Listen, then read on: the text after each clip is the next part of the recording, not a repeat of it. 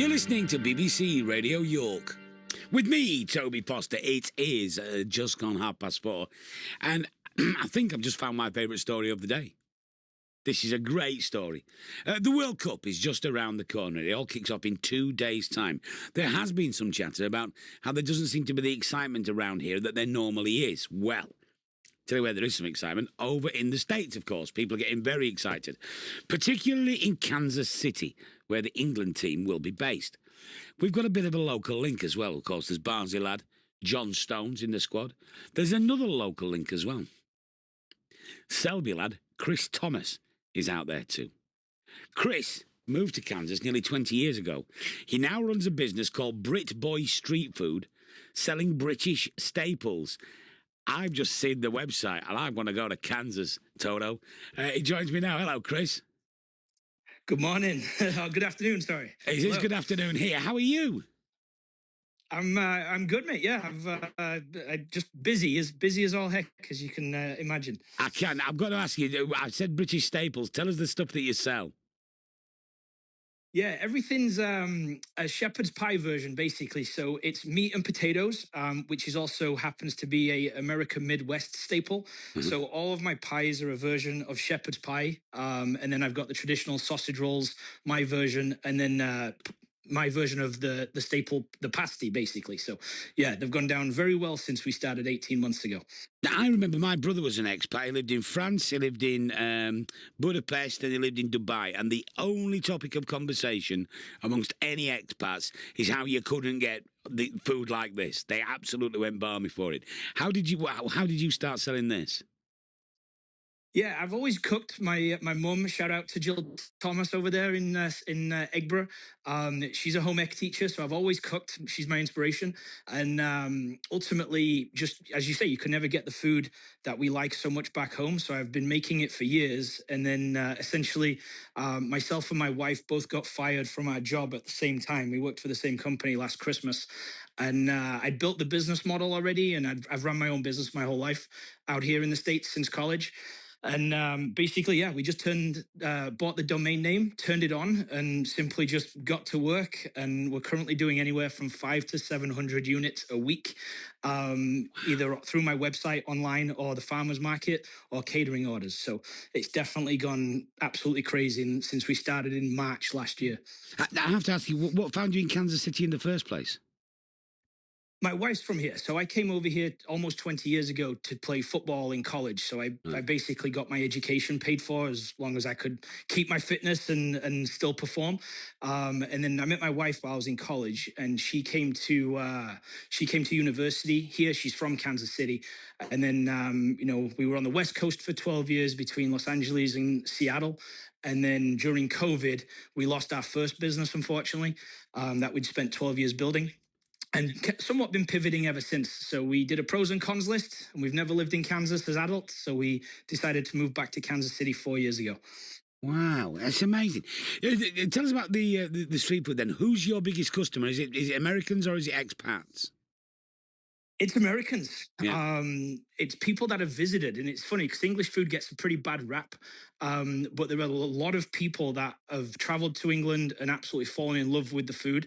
And through social media now, there's a lot more influencers that are just showcasing different types of food. And a lot of them are in England. So it's typically an older individual that has been there at some point and they loved it so much, but have never found it since. So we're slowly becoming just part of the rotation of their weekly meals, if you will. We're trying to replace that frozen pizza night, if you will. And so instead of going out to eat or you don't want to cook, put a Brit Boy pie in the oven. So it's silly, but eat pies, not pizza is one of our phrases when we're doing the farmers market stuff. So yeah, brilliant. That's fantastic. Of course, the World Cup's coming over there. England are coming to you. What's the excitement levels like in Kansas City? It's buzzing, not just for the England team, but just the fact that Kansas City is on the map, on the global stage. It is they call it a flyover state because it's literally in the middle of the country from coast to coast. So it doesn't get a lot of tourism and things like that unless you know family, friends that are here. typically speaking. But the whole city is buzzing. It's a very warm, welcoming city.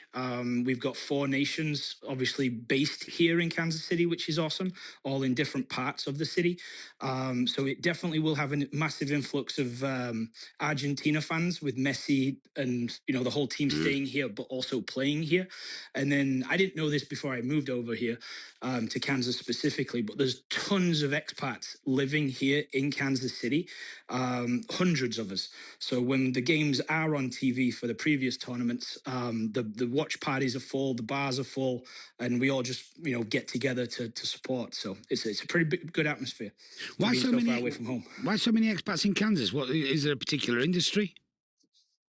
Yeah, football. Right. A couple of the biggest football kind of kids camps, soccer camp companies are based here, and they started here 20, 30 years ago. So to do a couple of shout outs, Challenger Sports is probably the biggest.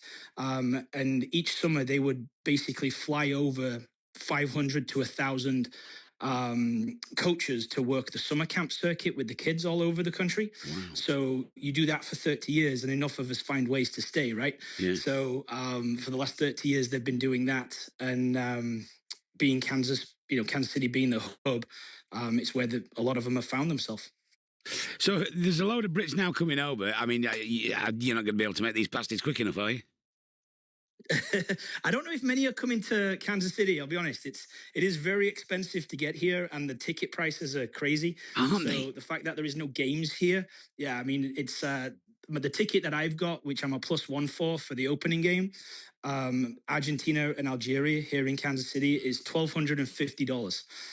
So I'm a +1, so I got it for free, but it's outrageous. So the fact that England aren't playing here in Kansas City, I don't know how many English folks are going to come here for the tournament, but they're definitely going to have the local support because I mean they're staying 5 miles away from my house in Overland Park, so they'll definitely feel the hometown support for sure.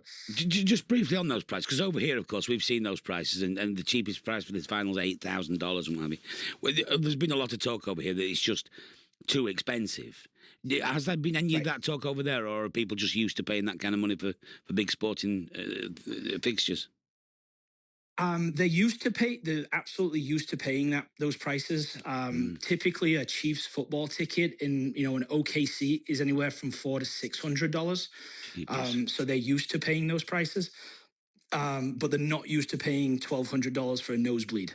Yeah. So I think. Well, again, I don't know. We'll see what happens. Hopefully, it's a success. But I do think a lot of people have been priced out of it for sure. But I hope I'm wrong. So do I. I mean, I hope the tournament's fantastic. And I hope you have a great time. I think it's a wonderful story. It's been great to talk to you, Chris. Thanks very much for your time. Absolutely. Thanks, man. Appreciate it. Best of luck, mate. All the best. It's coming home. Absolutely, it's coming home. Thank you. That's a great story, isn't it? Chris Thomas out there, Brit Boy Street Food, selling sausage rolls and shepherd's pie to the Americans. And Google him, go on, and you can see him at all the farmers markets. It's just fantastic. He's got merch and the whole lot. What a great story. Daytimes on BBC Radio York. So